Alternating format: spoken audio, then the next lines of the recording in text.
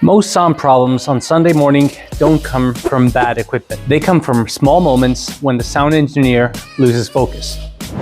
Missing one setting, forgetting one mute, not catching one buzz until it's too late. That's why in this video, I'm breaking down exactly when during a church service you need to be the most vigilant. And I'll show you how a simple Sunday tech checklist can save you from 90% of those problems before they even happen. Stick around until the end and I'll tell you how to download this checklist for free so your team has it ready every weekend.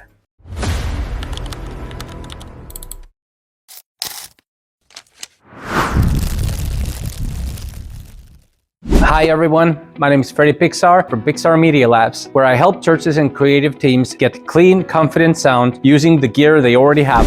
Every Sunday, audio volunteers around the world are the unsung heroes, setting up early, managing the chaos, and keeping service sound steady and stress-free.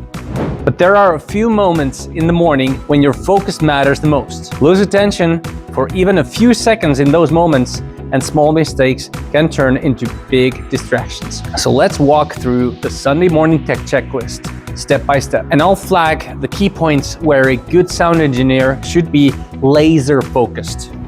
Part 1, before sound check. This is where your day either starts smooth or starts stressful. Before sound check starts, you should do these steps. Turn on power for all the equipment that you're gonna use. Then check the system, check the live stream, and this is your foundation. Get this part wrong and you'll spend the rest of the morning firefighting problems instead of mixing confidently. When you power up, be deliberate. Go in the same order every time. Start with your outboard gear, then console, then amps, then speakers. Then run a quick signal check. Make sure your mics pass audio, your playback channels work, your live stream gets a signal. If something fails, it's always easier to fix it now than 15 minutes before the service. Here's when a sound engineer must be most vigilant before sound check. You've got 3 missions: power everything in the right order, check every signal path, and confirm your live stream has sound. Miss it here, you'll chase problems the rest of the morning. Get it right here, everything else gets easier. Part 2, during sound check.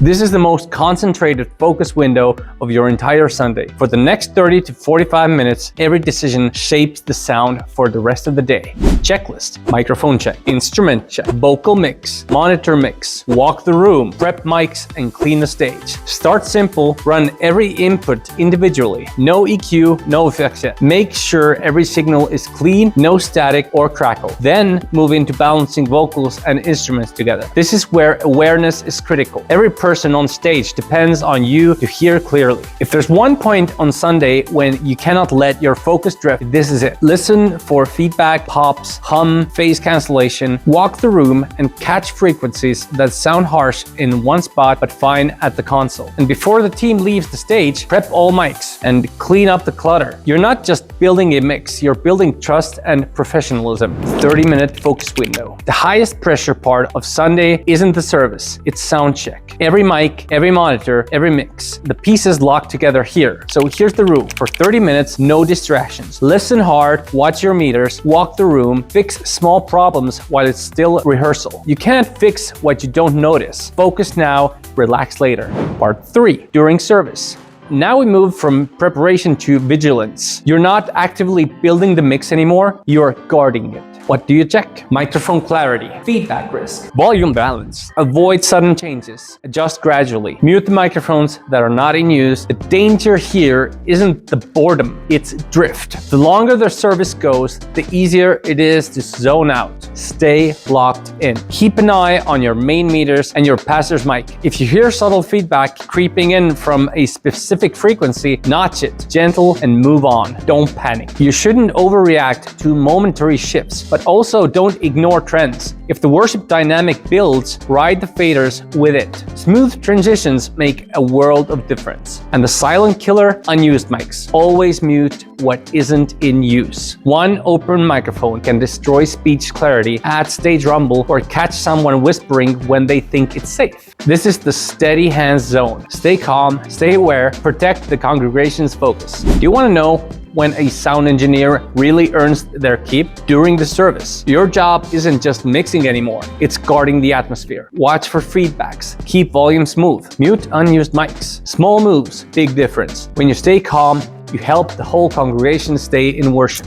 Part 4. After service. Once the final note fades and the pastor says amen, you're still on duty for 5 more minutes. So, checklist. Are the mutes on? Power off the equipment in the proper order, and tidy cables and stage. Power down backwards. The power down sequence is the opposite of the power up. You turn off the speakers first, then amps, then console. That order prevents pops and protects your gear. Wipe down your microphones, wrap cables properly, and set the stage for next week. It's not glamorous, but future you and your team will thank you. Quick summary. There are 4 moments that define your success every Sunday. Before soundcheck, be fully aware, set your foundation. Secondly, during soundcheck, focus 100% on fixing the problems early. During service, stay calm and stay present. And fourth, after service, shut down safely and clean up. If you master those 4 windows, you'll eliminate most of the chaos that usually happens on Sunday mornings. Because great sound isn't about fancy gear, it's about consistent habits.